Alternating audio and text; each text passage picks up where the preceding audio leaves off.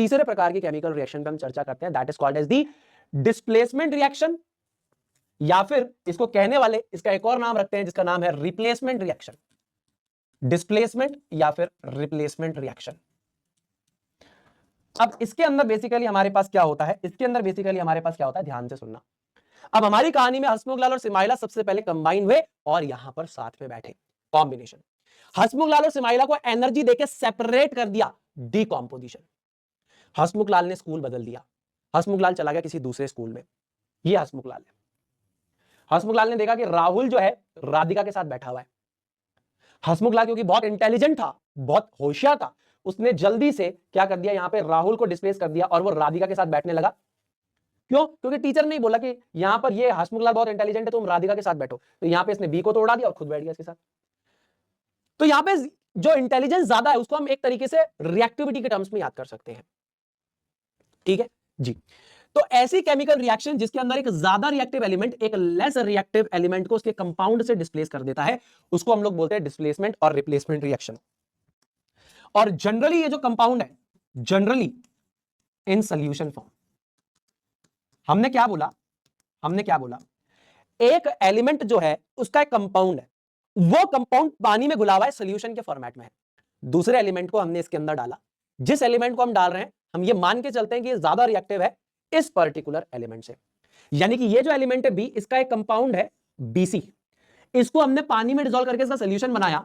अब हम बोल रहे हैं कि ए जो एलिमेंट है उसको हमने इसमें इंट्रोड्यूस करा और ए की जो रिएक्टिविटी है वो बेसिकली बी से ज्यादा है, तो वो बना लेगा एसी और साथ में निकलेगा बी। ये तरीके से डिस्प्लेस कर दिया, that is an example of displacement reaction. अब सुनील भैया, reactive element, less reactive element, more reactive element का क्या मतलब है? ये तो समझ में आ गया कि ऐसी केमिकल रिएक्शन जिसमें एक ज्यादा रिएक्टिव एलिमेंट एक कम रिएक्टिव एलिमेंट को डिस्प्लेस करे उसके कंपाउंड से।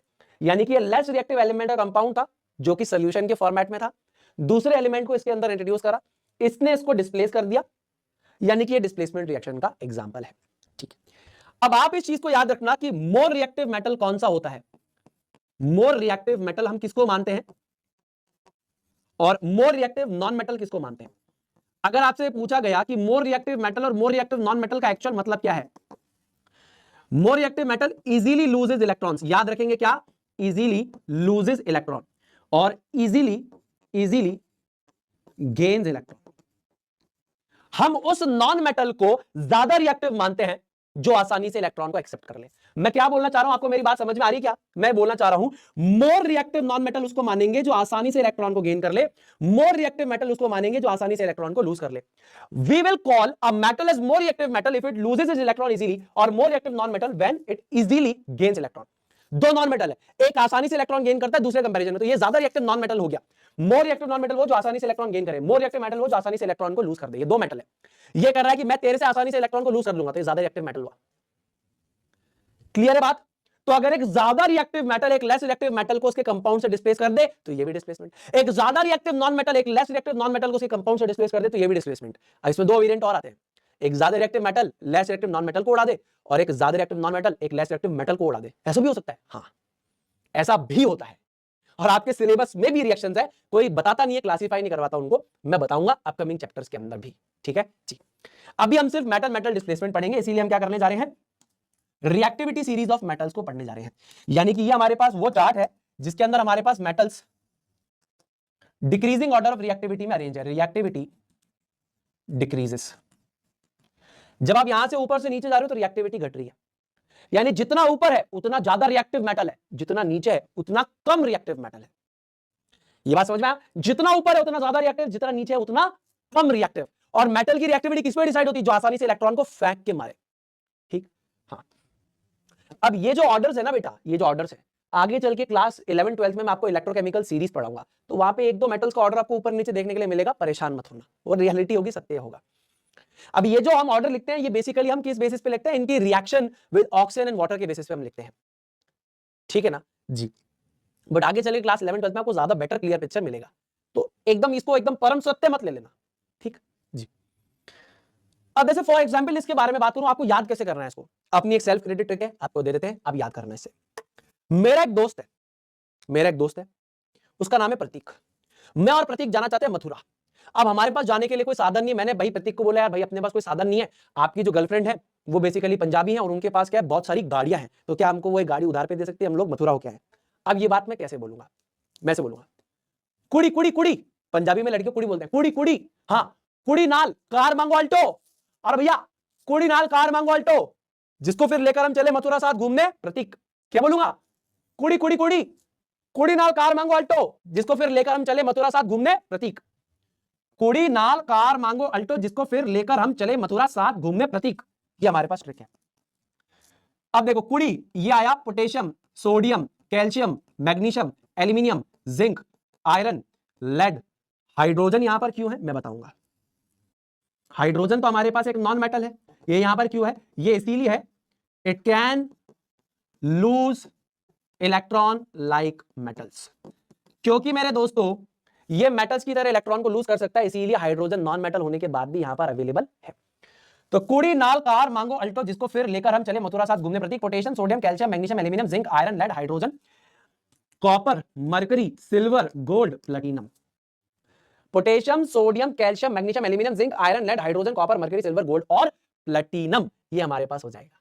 क्या बात है, क्या बात है सुनील भाई, क्या बात है, ये हमारे पास ऑर्डर हो जाएगा मेटल्स की रिएक्टिविटी का। बहुत मजेदार, बहुत ही बेहतरीन, बहुत ही तगड़ा। अब ऐसे इसके कुछ एग्जांपल्स जो एनसीईआरटी में इसकी चर्चा करते हैं, जैसे मान लीजिए फॉर एग्जांपल हमारे पास ये एलिमेंट है और इसने अपना ये कंपाउंड बना रखा है कॉपर सल्फेट, ये सोल्यूशन के फॉर्मेट में, यानी कि हमने इसको पानी में डिसॉल्व कर रखा है। ऐसे ही कॉपर का एक कंपाउंड है बेसिकली कॉपर सल्फेट, पानी में डिसॉल्व करके हमने क्या कर रखा है, सोल्यूशन बना रखा है। कॉपर का कंपाउंड है कॉपर क्लोराइड, पानी में डिसॉल्व करके हमने क्या कर रखा है, सोल्यूशन बना रखा है कॉपर क्लोराइड का। तो सबसे पहले कॉपर सल्फेट का कलर होता है बेसिकली नीले कलर का सोल्यूशन, नीले कलर का सोल्यूशन, ब्लू ग्रीन कलर का सोल्यूशन होता है कॉपर क्लोराइड का। कौन से कलर का होता है, ब्लू ग्रीन कलर का सोल्यूशन होता है कॉपर क्लोराइड का। अब इसके अंदर अगर मैं आयरन को इंट्रोड्यूस करवाऊं, इसमें जिंक को इंट्रोड्यूस करवाऊं और इसमें लेड को इंट्रोड्यूस करवाऊं, ये तीनों जो मेटल्स मेरे पास हैं ये तीनों सिल्वरी ग्रे कलर के मेटल्स हैं। तो यहां पे नीले कलर के कॉपर सल्फेट में और ब्लू ग्रीन कलर के कॉपर क्लोराइड में, कॉपर सल्फेट कॉपर क्लोराइड, इसमें आयरन, जिंक और लेड अलग अलग कंटेनर्स में, अलग अलग बीकर्स में रिएक्शन हो रही है। एक बीकर में कॉपर सल्फेट, दूसरे में कॉपर सल्फेट, तीसरे में कॉपर क्लोराइड, एक में डाला आयरन, एक में डाला जिंक और एक में डाला लेड। अब क्या होगा, अब बेसिकली यहां पर रिएक्टिविटी सीरीज हमारी मदद करेगी। देखिए आयरन जो है वो बेसिकली कॉपर के ऊपर है, यानी आयरन की रिएक्टिविटी कॉपर से ज्यादा है, आयरन कॉपर को डिस्प्लेस कर देगा। उसी प्रकार जिंक जो है उसकी रिएक्टिविटी जो होगी वो बेसिकली क्या होगी, कॉपर से ज्यादा होगी, तो जिंक भी कॉपर को डिस्प्लेस कर देगा। उसी प्रकार लेड देखिए कहां पर है, लेड देखिए यहां पर है, लेड की रिएक्टिविटी भी कॉपर से ज्यादा होगी तो लेड भी कॉपर को डिस्प्लेस कर देगा। भाई साहब यानी ये तीनों डिस्प्लेस कर देंगे। हाँ अब डेफिनेशन देखो, यानी कि आयरन यहां पर कॉपर को डिस्प्लेस करेगा, जिंक कॉपर को करेगा और लेड कॉपर को करेगा। अब सुनो, a chemical reaction in which a more reactive element displaces a less reactive element from its compound in the solution state। यही तो था, यानी कि ऐसी रिएक्शन जिसमें एक ज्यादा रिएक्टिव एलिमेंट एक लेस रिएक्टिव एलिमेंट को उसके कंपाउंड से डिस्प्लेस करता है जब कंपाउंड सॉल्यूशन स्टेट में हो। यही तो कर रहा है ना, ये कंपाउंड है सॉल्यूशन स्टेट में, कंपाउंड सॉल्यूशन स्टेट में, कंपाउंड सॉल्यूशन स्टेट में, तो आयरन क्या करेगा, कॉपर को डिस्प्लेस कर रहा है, कॉपर को डिस्प्लेस कर रहा है, कॉपर को डिस्प्लेस कर रहा है, यहां पे लेड कॉपर को, जिंक कॉपर को, आयरन कॉपर को, और ये डिस्प्लेस करने के बाद क्या बनाएगा। अब जैसे सिल्वरी ग्रे अगर हमने लोहे की कीलें उठाई और नीले कलर के कॉपर सल्फेट के सॉल्यूशन में डाला तो हम देखेंगे थोड़ी देर के बाद हमारा जो सॉल्यूशन है वो बेसिकली पेल ग्रीन कलर का हो जाएगा और लोहे की कीलों पे रेडिश ब्राउन कलर का कॉपर चिपकने लग जाएगा। उसी प्रकार नीले कलर के कॉपर सल्फेट सॉल्यूशन में अगर हमने सिल्वरी ग्रे कलर का जिंक के ग्रेन्यूल्स डाले या टुकड़े डाले तो जिंक कॉपर को डिस्प्लेस करके बनाएगा जिंक सल्फेट, ये सॉल्यूशन कलरलेस हो जाएगा और रेडिश ब्राउन कलर का कॉपर यहां पर आपके मेटल के ऊपर चिपकने लग जाएगा। उसी प्रकार अगर हमारे पास सिल्वरी ग्रे कलर का लेड है, इसको हमने ब्लू ग्रीन कलर के कॉपर क्लोराइड में डाला तो यहां पर लेड हमारे कॉपर को हटा देगा, यहां पर एक कलरलेस सॉल्यूशन बनेगा लेड क्लोराइड का, साथ में बनेगा बेसिकली कॉपर, कॉपर क्या करेगा लेड के ऊपर चिपक जाएगा। यानी कि chemical reaction in which a more reactive element displaces a less reactive element from its compound in the solution state। यानी कि इसी एलिमेंट का एक कंपाउंड था सॉल्यूशन फॉर्मेट में, ज्यादा रिएक्टिव एलिमेंट ने इसको डिस्प्लेस कर दिया, बना दिया लेड क्लोराइड और साथ में बना दिया कॉपर। क्या खतरनाक रिएक्शन है ये, हमारे पास होती है डिस्प्लेसमेंट रिएक्शन। अब मजे की बात यह है कि यहां पर अगर आप दिमाग लगाएंगे तो सारे मेटल्स की डिस्प्लेसमेंट हो रही है, तो ये हमारे पास हो जाएगा मेटल मेटल डिस्प्लेसमेंट रिएक्शन का एग्जांपल। कौन सी रिएक्शन का, मेटल मेटल डिस्प्लेसमेंट रिएक्शन का एग्जांपल हो जाएगा, यानी कि मोर reactive metal less reactive metals को उनके सॉल्यूशन से डिस्प्लेस कर रहा है। ठीक है, अब एक डाउट आएगा बच्चों को कि सुनील भाई यहाँ पे कॉपर के बारे में आप कुछ बताएंगे। देखो कॉपर के बारे में एक बढ़िया बात बताता हूं, कॉपर भी मैंने बताया था ना ऐसे, अगर आपको मैंने थोड़ी देर पहले ये चीज आपको यहां पर बताई, ध्यान से देखना आप, ध्यान से देखना आप, ध्यान से देखना आप, ध्यान से देखना आप, ध्यान से देखना आप। 1+ और 2+, क्यूप्रस और क्यूप्रिक। तो सुनील भैया कॉपर भी तो वेरिएबल वैलेंसी शो करता है। हाँ, कॉपर भी वेरिएबल वैलेंसी शो करता है, कॉपर भी वेरिएबल वैलेंसी शो करता है। तो इसके लिए भी आप ये लिख सकते हैं, ध्यान से देखो। जैसे फॉर एग्जांपल अगर ये आपके पास आता है CuSO4, तो यहां पे कॉपर की वैलेंसी क्या है, 2 है। तो क्यूप्रस और क्यूप्रिक 2 है, तो क्यूप्रिक क्यूप्रिक सल्फेट आप बोल सकते हैं, या फिर आप कॉपर 2 सल्फेट भी बोल सकते हैं। यहां पे इसकी वैलेंसी क्या है, 2 है, कॉपर 2 सल्फेट। या फिर आप सिर्फ कॉपर सल्फेट बोल सकते हैं। आप ये एक्स्ट्रा क्यों बता रहे हो? अरे एग्जाम में अगर इस तरीके से आ गया तो आपको आना चाहिए, इसके लिए। Cupric sulphate common name, copper 2 sulphate IUPAC name, और ओनली कॉपर सल्फेट भी लिख सकते हैं जैसा किताब लिखती है। पर क्योंकि सीबीएसई सैंपल पेपर में ऐसे लिख रहा है, तो प्रिकॉशन के तौर पे मैं आपको ऐसे भी बता रहा हूं। भैया ये जो रोमन न्यूमेरल्स में आप वैलेंसी लिख रहे हैं, ये सारे मेटल्स के लिए लिखना नहीं, वही मेटल्स या वही एलिमेंट जो वेरिएबल वैलेंसी शो करते हैं। जैसे lead Pb2+, Pb4+, copper Cu1+, Cu2+, iron Fe2+, Fe3+, इन्हीं में ही करना है, सब में नहीं करना। ठीक है, क्लियर है बात? जी क्लियर है। जस्ट फॉर नॉलेज मैंने आपको बता दिया, आप ये याद रखो, कोई दिक्कत नहीं है, पर ये वाले भी पता होने चाहिए। अब जैसे फॉर एग्जांपल जिंक की बात करें, तो जिंक की कोई वेरिएबल वैलेंसी नहीं है, तो जिंक सल्फेट ही रहेगा हमेशा। अब जिंक के केस में नहीं करना जिंक 2 सल्फेट, ये मत कर देना, क्योंकि जिंक की वेरिएबल वैलेंसी नहीं होती है, कॉपर की होती है, Cu1+, Cu2+, वैलेंसी हो गई 1 और 2। आयरन Fe2+, Fe3+, वैलेंसी हो गई 2 और 3। जिंक की एक ही वैलेंसी है, 2। तो जिंक सल्फेट, ये दिमाग में क्लियर होना चाहिए पिक्चर। ठीक है, अब जैसे ये है, तो इसका नाम ट्राई करो। यहां पे कॉपर की वैलेंसी 2 है, क्लोरीन की वैलेंसी 1 है, तो क्या होना चाहिए, कॉपर 2 क्लोराइड, या ओनली कॉपर क्लोराइड, या cupric chloride, cuprous cupric cupric chloride. ठीक है, ऐसे यहां पे लेड की वैलेंसी क्या हो जाएगी, लेड की वैलेंसी यहां पर क्या हो जाएगी, 2, लेड 2 क्लोराइड। प्रिकॉशन के तौर पे बता रहा हूं, प्लीज इसको प्रिकॉशन के तौर पर समझ लीजिए। ठीक है ना जी, बहुत बढ़िया। अब देखिए, the colour of the solution observed after 1 hour of placing iron nails in copper sulphate solution. Iron nails को कॉपर सल्फेट सोल्यूशन में रखेंगे, सोल्यूशन हमारे पास क्या हो जाएगा, पेल ग्रीन कलर का हो जाएगा। सीधी सी बात है, क्यों, because of the formation of FeSO4, ये वाला पेल ग्रीन सोल्यूशन बन जाएगा। दूसरा, इस साल का सैंपल पेपर देखते, देखो आपको मेरी बात पे विश्वास नहीं है, ये देखो कैसे लिख रहा है नाम, देखो। फिर आप कहोगे सुनील भैया आप तो फालतू एक्स्ट्रा पढ़ाते। देख राजा, मैं अपने मन से एक्स्ट्रा नहीं पढ़ाता, वो तुमसे इसी तरीके से पूछ रहे हैं, तो तुम रेडी होने चाहिए, इसके लिए रेडी कर रहा हूं भाई साहब। मेरे को एक्स्ट्रा पढ़ा के क्या मिलेगा, मैं तो वही बता रहा हूं जो सत्य है। देखो, ये देखो लिखा है ना उन्होंने, लिखा है, हाँ ये देखो। एक्वस का मतलब समझ गए, कि अभी तो हमारे पास सॉलिड स्टेट में अगर हमने डिसॉल्व कर दिया तो एक्वस कॉपर 2 सल्फेट हो गया। समझ में आया? देखो अब क्या बोल रहा है, iron nail is added to each of the 2 test tubes containing P and Q containing aqueous copper 2 sulphate, यानी कि एक टेस्ट ट्यूब में aqueous copper 2 सल्फेट है और दूसरी में aqueous सिल्वर नाइट्रेट है। अच्छा ठीक है, एक टेस्ट ट्यूब में नीले कलर का कॉपर 2 सल्फेट या कॉपर सल्फेट का सोल्यूशन है, एक में सिल्वर नाइट्रेट का सोल्यूशन है, ये कलरलेस सोल्यूशन होता है।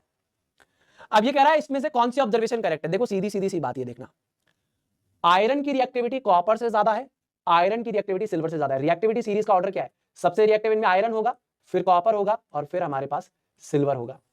यानी ये आयरन जो है कॉपर सल्फेट से कॉपर को उड़ा देगा, सिल्वर नाइट्रेट से सिल्वर को उड़ा देगा। और जब भी एक मेटल डिस्प्लेस होगा तो वो कहां जाएगा, जैसे मान लो लोहे की कील को मैंने कॉपर सल्फेट में डाला, कॉपर कहां गया, लोहे की कील के ऊपर। सिल्वर नाइट्रेट में डाला तो सिल्वर कहां गया, सिल्वर कहां गया बताओ, लोहे की कील के ऊपर। तो लोहे की कील के ऊपर हमारे पास सिल्वर और लोहे की कील के ऊपर हमारे पास कॉपर डिपॉजिट होगा। P iron nail is coated with blue coating, blue coating नहीं होती है, कॉपर जो होता है रेडिश ब्राउन कलर का मेटल होता है। Iron nail is coated with brown coating in the test tube P and silver coating in the test tube Q. देखो iron nail is coated with brown coating in test tube P. P test tube में aqueous copper 2 sulphate है, यानी कि पहले वाले test tube में copper 2 sulphate है, नीले कलर का सोल्यूशन, आयरन को डाला तो हमारे पास यहां पर आयरन 2 सल्फेट बन जाएगा, पेल ग्रीन कलर का सोल्यूशन। कॉपर का जाएगा लोहे की कील पे चिपक जाएगा, लोहे की कील पे चिपक जाएगा। ये देखो copper deposits on the metal, deposits on the metal. तो रेडिश ब्राउन या ब्राउन कलर का मेटल है जो कि आपके लोहे की कील पे या जिंक के ग्रेन्यूल पे या लेड मेटल पे, जो भी मेटल आपने यहां पर यूज किया है जो से ज्यादा रिएक्टिव है उसके ऊपर स्टिक कर जाएगा। तो iron nail is coated with brown coating, yes, and silver coating in the test tube, yes yes yes yes yes. देखो पहले वाले के अंदर क्या होगा, आयरन कॉपर को डिस्प्लेस कर देगा तो कॉपर आयरन नेल पे डिपॉजिट हो जाएगा। दूसरे वाले में आयरन सिल्वर को डिस्प्लेस कर देगा तो बना देगा आयरन का नाइट्रेट बन रहा होगा, और साथ ही साथ जो सिल्वर है वो आयरन नेल पे डिपॉजिट हो जाएगा। ठीक है ना, there is no reaction, there is no reaction, ये तो गलत है, सीधी सी बात है, B is the correct option.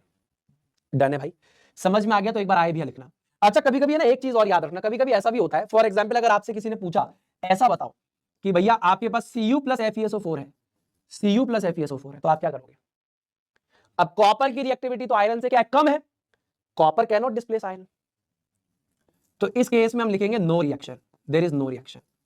एक तरीका तो ये होता है, दूसरा होता है आप रिएक्शन लिख के क्रॉस कर दो, यानी ऐसे भी लिखते हैं केमिस्ट्री में, इसको ऐसे भी लिखा जाता है। मैं आपको बताऊं एक बढ़िया तरीका भी एक और बता दूं आपको नॉलेज के लिए, तो ये हो जाएगा CuSO4 प्लस Fe आपने लिख दिया, हाँ रिएक्शन लिख के एरो पे कट मार देना, यानी कि ये रिएक्शन होगी ही नहीं।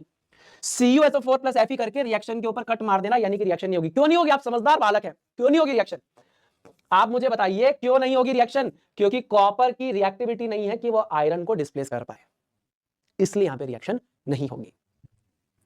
समझ रहे हैं, ये रिएक्टिविटी सीरीज देखिए, ये रहा कॉपर, तो copper can not displace iron. यहां पर किस किसने कॉपर को डिस्प्लेस किया, जिंक कॉपर को डिस्प्लेस कर रहा है, आयरन कर रहा है, लेड कर रहा है, ये तीनों यहां पर कॉपर को डिस्प्लेस इस एग्जांपल में कर रहे थे, आयरन जिंक लेड तीनों कर रहे थे। चलो